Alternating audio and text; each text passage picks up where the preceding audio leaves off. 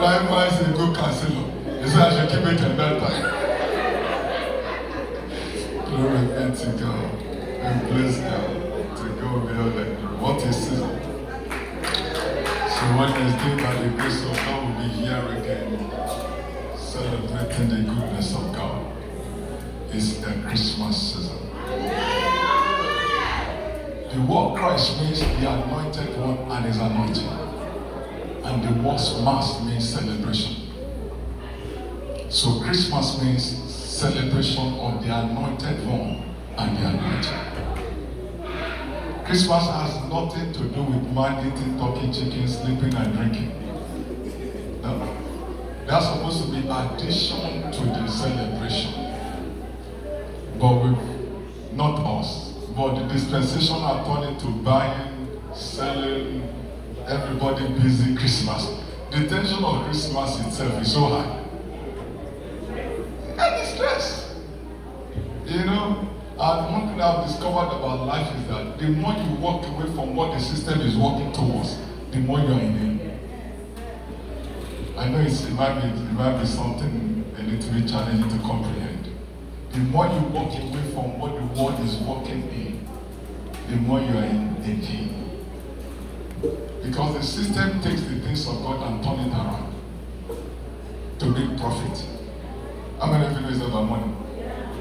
Yeah, it's all about money. Once we finish celebration and New Year, they change something, they bring something out. What's the next one they put out? Valentine, then we begin to run Valentine.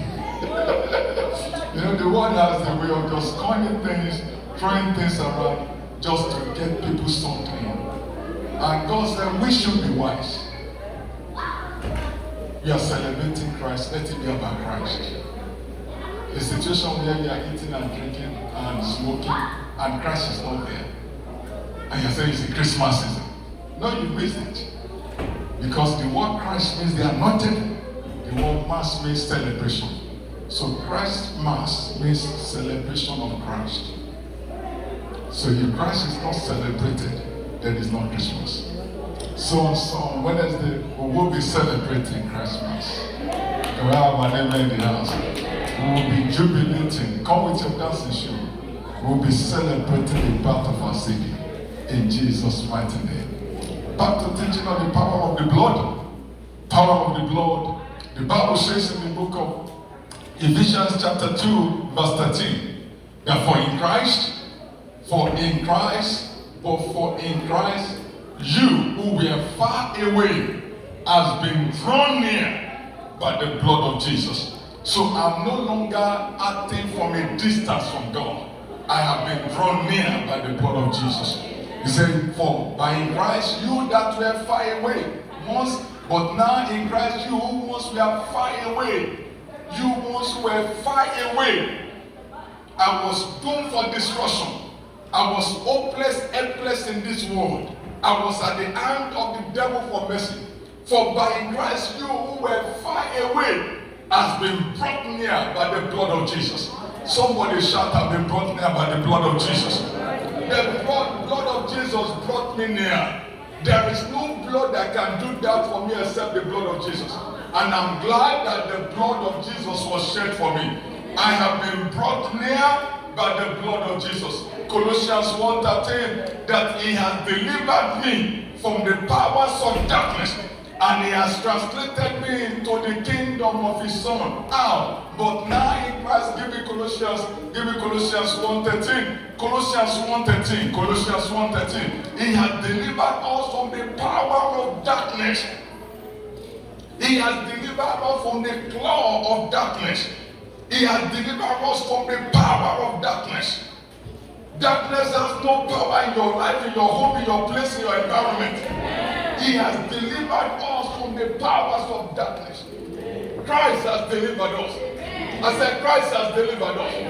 The Holy Ghost will want me to tell you this morning that he has delivered you from the power of darkness.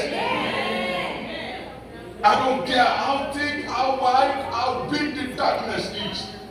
God has delivered you from there. Amen. God has delivered you from every spell. Amen. There is no divination against you. Amen. There is no enchantment against you. There is no divination against your children, against your grandchildren, against your home, against your life, against your future. There is no divination against you. Christ has delivered you from the power of darkness, from the authority of darkness, from the power, dunamis of darkness. He has delivered me.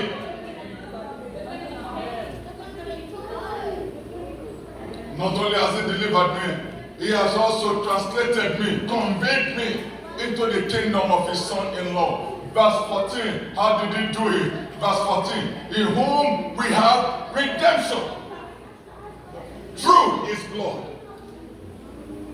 A ransom has been paid for my release. That is redemption. A ransom has been paid for my release. I was sentenced to death. Jesus came and asked, how much will it cost? The jailer said, it will cost the blood of a man. He said, take my blood and let my son go. So he paid the price for me to be free.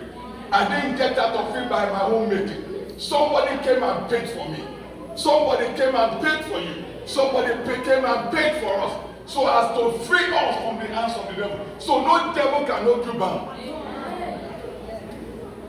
No devil can hold you bound. There is nothing in this life that can hold you down. Nothing in this life can hold you bound. Nothing in this life can take hold of you unless you give yourself to it.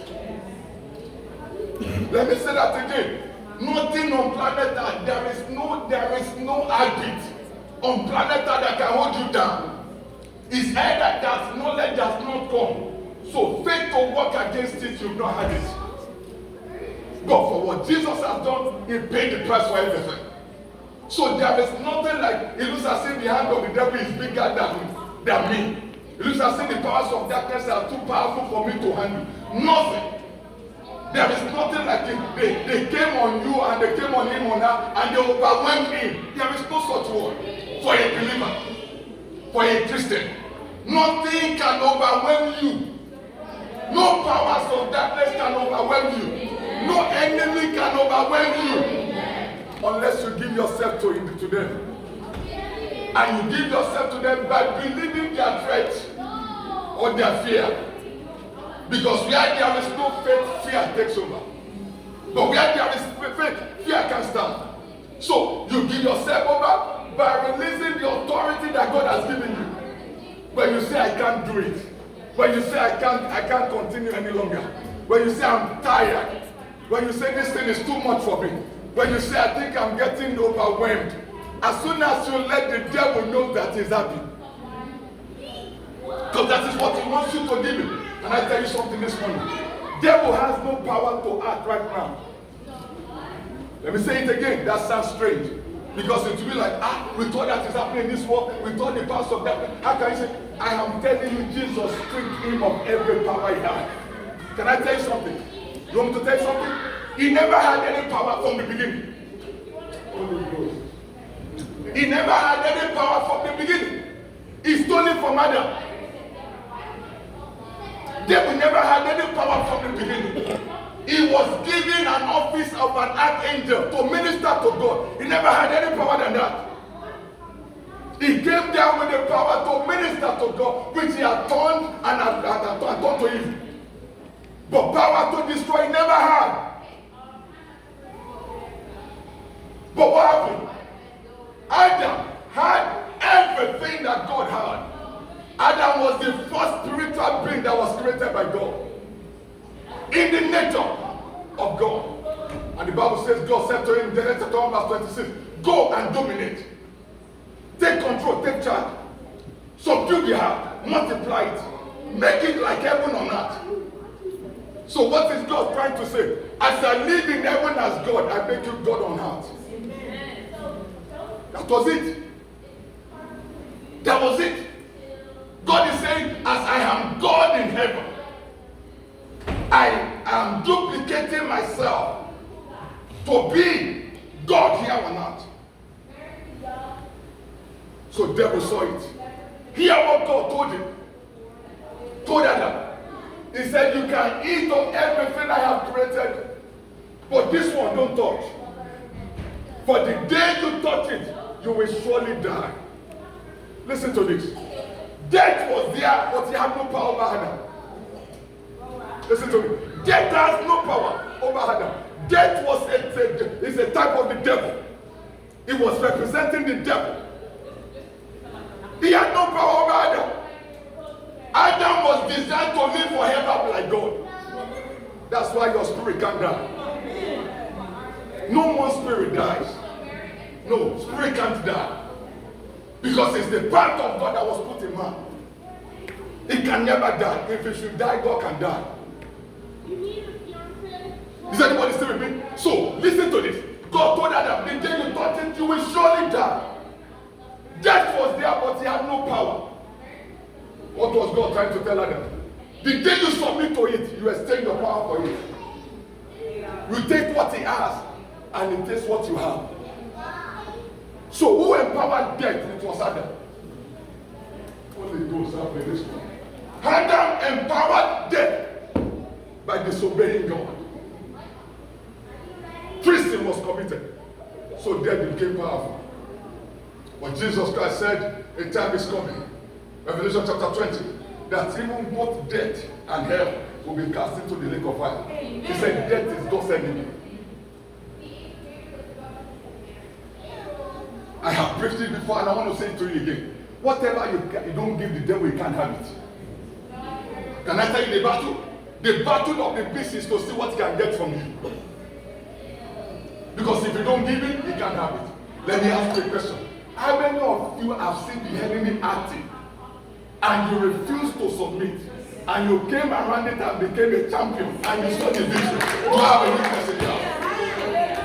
It was like the pressure was on. I said, no, devil, you're a liar. This one, you're a liar. This one, the Lord said this, and I'm standing on those promises. I said, God said this, and I'm standing on God.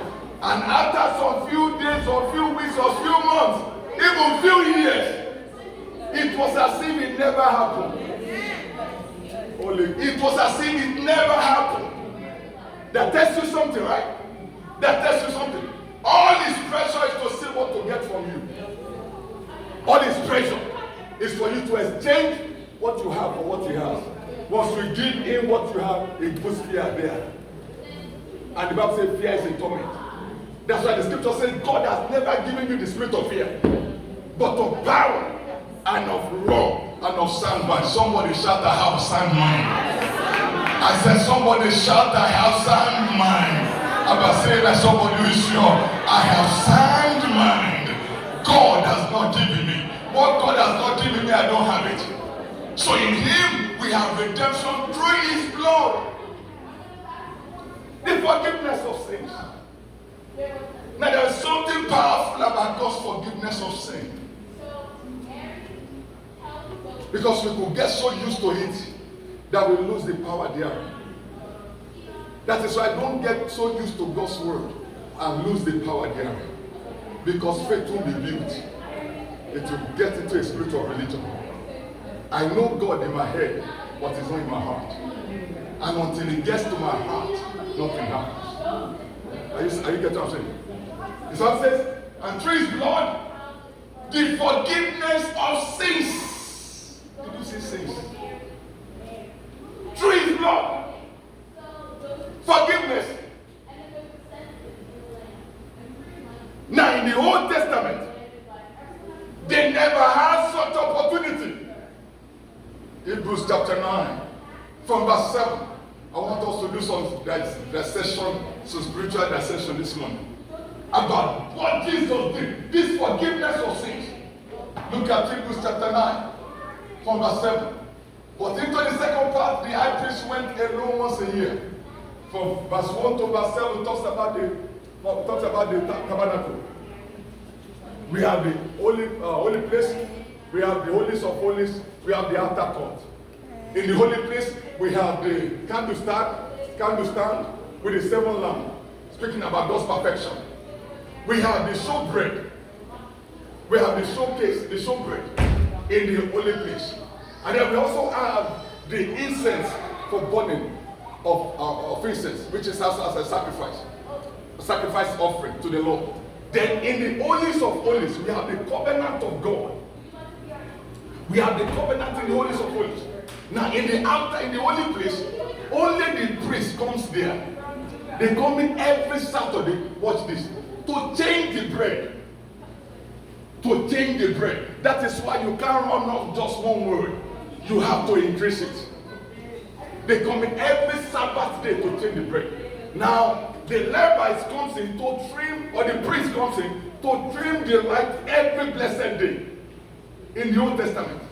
So that tells me that my light was continually born. It has to be trimmed for it to have a maximum performance. I can't run off just one word. Is anybody seeing me? So in the Old Testament, God shows us the picture of what was to come. He said, my body is the temple. So if my body is the temple, this was what the old temple looks like. The altar cord, showbread, the candlestick with the seven lamp, which speaks about perfection. The Bible says, without holiness, no man shall please the Lord. So God is perfect. And it demands for me to be holy. But the irony of it is that it is not by my power to be holy. It supplies the grace through the blood of Jesus. Holy God. There is nothing of me that I need to do. All I need to do is just submit to Him. And consciously live off what He asked me to do. Mary said, whatsoever He tells you to do, do it. Don't do any other thing, just do it. Therein is your deliverance. Therein you are covered, you are saved. The blood of Jesus upon you. Now watch this. The scripture says in the holies of holies, only the high priest goes there once in a year. And this is what he does there from verse 7. But into the second part of the high priest went alone once a year, not without. Somebody hear this. He goes in there not without what? Not without blood. If he enters without blood, he will die. Why will he die? Because you can't go into a place that God has sanctified and you are not sanctified. You cannot go into a place of holiness and you are dirty and God will receive your sacrifice. You get what I'm saying? If he's to go in without the blood, they will die. So he has to come in with the blood. What blood? No, the blood which is offered for himself and for the people's sin committed in ignorance. So let's look at the sin of ignorance. What is the sin of ignorance? Numbers chapter 15 from verse 27. Numbers chapter 15 from verse 27. Actually, let me start from verse 22 to 31. Numbers chapter 15 from verse 22. If you sin unintentionally, somebody stop there. This is powerful. Because once we get this, we can share grace and go home. If you sin unintentionally, what does it mean to sin unintentionally? To sin unintentionally means you committed a sin that you were not, it was not intentional. You didn't plan to. You just mistakenly find yourself in it. It wasn't a preconceived sin. It wasn't that I'm aware of what God says and I've just walked into it to do against it. So I'm not acting against what God commands. If you sin unintentionally, and also the sin of ignorance is also the sin of the flesh. Adultery, lying spirit, stealing, these are sins of the flesh. Under the Old Testament, these are sins of ignorance. Now watch what God says.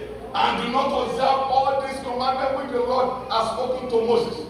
And you do not. All that the Lord has commanded you by the hands of Moses. From the day the Lord gave commandments and onward throughout your generation. Verse 24. Then it will be, if it is unintentionally committed, that is the sin of ignorance. Listen to me. If it is unintentionally committed, without the knowledge of the congregation, that the whole congregation shall offer one young bull as a what? As a burnt offering, as a sweet aroma to the Lord. To the Lord. So that means the sin of ignorance can be appeased. The sin of the ignorant sacrifices can be made for it. Is that clear? So when there's a sin of ignorance, you bring your offering before the Lord. The Bible says it comes as a sweet aroma. That means God has accepted it. That means the person is covered. That's a sin of ignorance. What was this? That the comes out of a sweet aroma with his grain offering and his drink offering, according to the ordinance, and 1 kid of the goats as a sin offering. So sin of ignorance as sin offering. Unintentional sin as sin offering. So the priest shall make atonement for the whole congregation of the children of Israel, and it shall be forgiving them.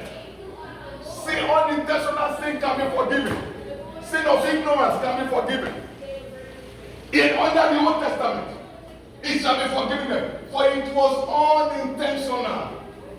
Can you see the extension of God's grace of the sin of ignorance? He said it shall be forgiven. They shall bring their offering, an offering made by fire to the Lord, and their sin offering before the Lord for their unintended sin. 26. It shall be forgiven the whole congregation of children of Israel, and the strangers who dwell among them, because all the people did it unintentionally.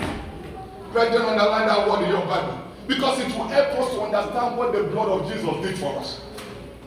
It's bigger than he forgave me my sins. Under the oath, the only sin that God forgives is an unintentional sin. Let me say that again. Under the Old Testament, the sin God forgives is an unintentional sin. That was why when they sinned against God in Numbers chapter 14, and they came before God and said, Moses said, God, please have mercy. God said, as they have spoken into my ear, so will I do. And many of them were destroyed. Go and check your Old Testament. They commit sin, heart open up and swallow them. God never played. Despite prayer, despite crying by Moses, they commit sin, boom. The wages of sin, boom. The wages of sin, boom. Go and check your Old Testament. God never played with them when it comes to sin. Because God considers to be a sin that is intentional. God said, I call this black. You come to it and say it is white. God said that's an intentional sin. You didn't know quite what I have said. Therefore, this is your punishment. Brethren, if this revelation can sink, we will be rolling on the floor thanking God for what Jesus did for us. You know how many intentional sins we've done? You know how many times I have done? That the Holy Ghost tells me, son, don't do it. And I use my corona head and go do it. And then the grip greased me. And I said, Holy Ghost, forgive me. I know I'm not supposed to. And before you know it, it's covered. In the Old Testament, I told you some and swallowed the person immediately. Death takes over. Just like you told Adam, the day you touch it, you will die. If Adam could not be forgiven, God shed blood, used the skin to cover him, but that sin was not forgiven, it was covered. Because it was an intentional sin. God said, don't do it. He did it. Watch this. God did not forgive him. God covered the sin. And sin was passed to everybody. To a baby that is born today carries the sin of Adam. That's why he's a sinner. He's a sinner not because he bites his mommy's breast. He's a sinner because he was born in sin. Is anybody still with me? God never joked with sin in the Old Testament. He said, don't do it, you do it, pa. Don't do it, you do it, pa. You don't go come, no. Don't do it, you do it, pa. Korah stood up against Moses. God said, no problem. Moses said, God, if I have done anything to deserve this, then let them go scot-free. But if not, let the heart open, don't let them die natural death. Let the heart open up and swallow them. And heart open up. You try that today, nobody will go to church again. They want to take me. Pastor, if you are going there to be blessed, nothing. The heart opened up.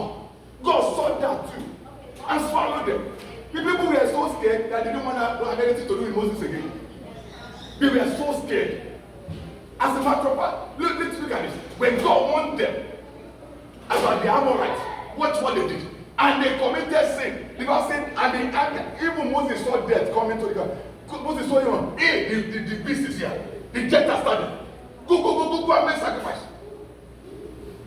Aaron went and made sacrifice of the Christ being hanged. But guess what? Death still took place. He killed some of them before he ceased. Oh, Moses, David the beloved.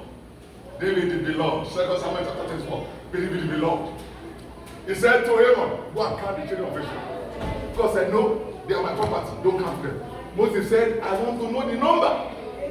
David said, please, I want to know the number. I'm a king. I need to know how many men I have. I want to know who has the ability and capability to handle things. Joab said, sir, what you are calling for is against God's word. David said, I said, Shema. He went and counted. The Bible said God came down. Choose between three. David the beloved. God came and said, choose three things. They are all evil. Destruction about to happen. 3 days of hell on earth for you. 3 weeks of hell on earth for everybody. 3 months of hell on earth for everybody, including you. David said, I prefer to fall into your hand, God. I prefer your hand, God. Guess God's hand. Guess God's hand. Death started. That was God's hand.